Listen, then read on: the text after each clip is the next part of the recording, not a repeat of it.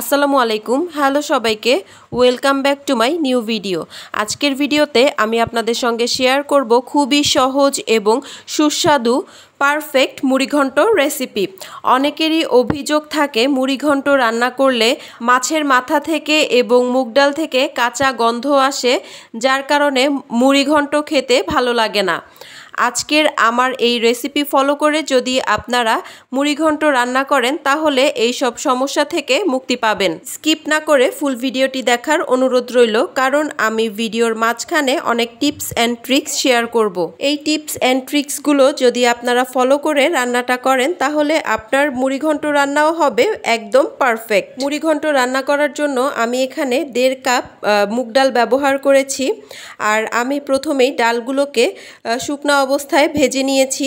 ডালগুলোকে ভাজার সময় খেয়াল রাখতে হবে যেন ডালগুলো পুড়ে না যায়, বা ডালগুলো ভাজার সময় লাল লাল করে ভাজা যাবে না। ডালগুলো ভাজার সময় এমনভাবে ভাজতে হবে, ভাজা হবে কিন্তু কালার পরিবর্তন হবে না। ডাল ভাজার সময় অনবরত নাড়তে থাকতে হবে, তা না হলে লাল অথবা কালো কালার হয়ে যাবে ডালগুলো, যার কারণে ডাল সেদ্ধ হতে অনেক বেশি সময় নেবে এবং ডালের কারণে মুড়িঘণ্টর টেস্টটা নষ্ট হয়ে যাবে। ডালটা ভাজা হয়ে গেলে ডালটা খুব ভালোভাবে কচলে কচলে ধুয়ে নিতে হবে, যাতে এর মধ্যে কোনো ময়লা না থাকে। যতক্ষণ এর মধ্যে থেকে ঘোলা পানি বের হবে ততক্ষণ পানি পরিবর্তন করে ডালটা ধুয়ে নিতে হবে। এরপর ডালটা কিছুক্ষণের জন্য ভিজিয়ে রাখতে হবে। মুড়িঘণ্ট করার জন্য আমি রুই মাছের মাথা ব্যবহার করছি, আপনারা অন্যান্য যে কোনো বড় মাছের মাথা ব্যবহার করতে পারেন।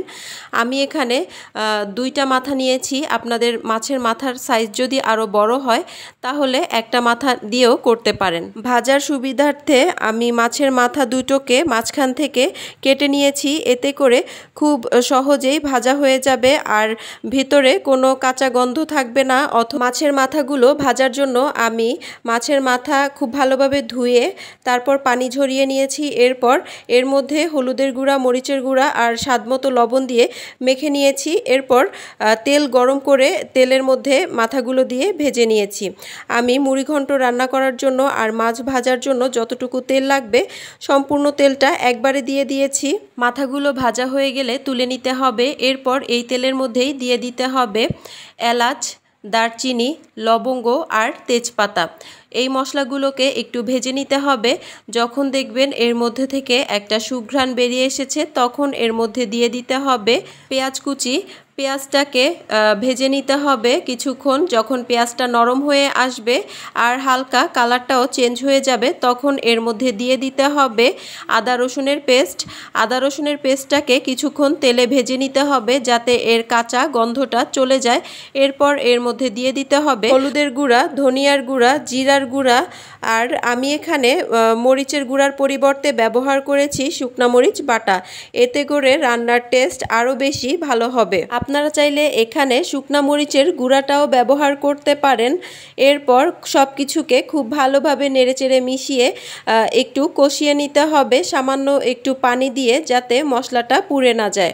এরপর মশলাটা যখন কষানো হয়ে যাবে, তেলটা ছেড়ে দিবে, তখন আগে থেকে ভেজে ধুয়ে রাখা সেই মুগ ডালগুলো দিয়ে দিতে হবে। ডালটাকে এই পর্যায়ে খুব ভালোভাবে ভেজে নিতে হবে। ডালটা যত ভালো করে ভাজবেন বা কষাবেন তত ভালো টেস্ট হবে মুড়িঘণ্টের। আর ডালের মধ্যে যেই কাঁচা গন্ধটা থাকে সেই গন্ধটাও কিন্তু চলে যাবে। আপনার প্রথমে যে আমি ডালটাকে খুব ভালোভাবে ভেজে নিয়েছিলাম আর এই পর্যায়ে যে ডালটা ভাজলাম, এই দুইটা যদি ঠিকঠাক হয় তাহলে কিন্তু ডালের মধ্যে আর কোনো কাঁচা গন্ধ থাকবে না। ডালটা খুব ভালোভাবে যখন ভাজা হয়ে যাবে তখন এর মধ্যে দিয়ে দিতে হবে 1 কাপ পরিমাণ পানি। এখানে আমি ডালটা কষানোর জন্য 1 কাপ পরিমাণ পানি ব্যবহার করেছি। এরপর এর মধ্যে অ্যাড করেছি আগে থেকে ভেজে রাখা মাছের মাথাগুলো। মাছের মাথাগুলো আমি একটু খুন্তির সাহায্যে ভেঙে নিচ্ছি। আপনারা চাইলে মাছের মাথাটাকে আগে থেকেই ছোট ছোট করে টুকরো করে নিতে পারেন, এতে করে ভাজতেও সুবিধা হবে এবং রান্না করার সময় আর ভেঙে দিতে হবে না। এরপর খুব ভালোভাবে আরও কিছুক্ষণ এটাকে নেড়েচেড়ে কষিয়ে নিতে হবে। এরপর এর মধ্যে আমি অ্যাড করে দিয়েছি গরম পানি।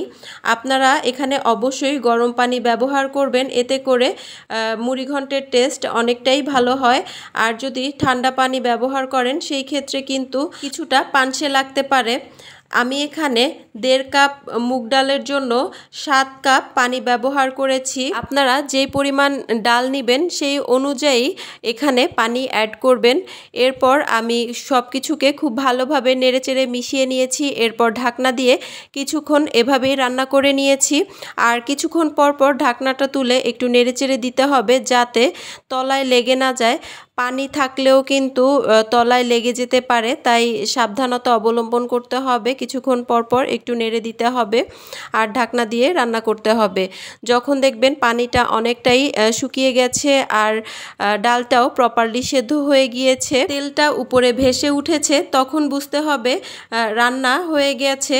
নামানোর আগে আমি এখানে কয়েকটি কাঁচামরিচ দিয়ে দিয়েছি আর সেই সঙ্গে একটু ভাজা জিরার গুঁড়া দিয়ে দিয়েছি। আপনারা চাইলে এর পরিবর্তে ধনেপাতাও ব্যবহার করতে পারেন। আল্লাহ হাফেজ।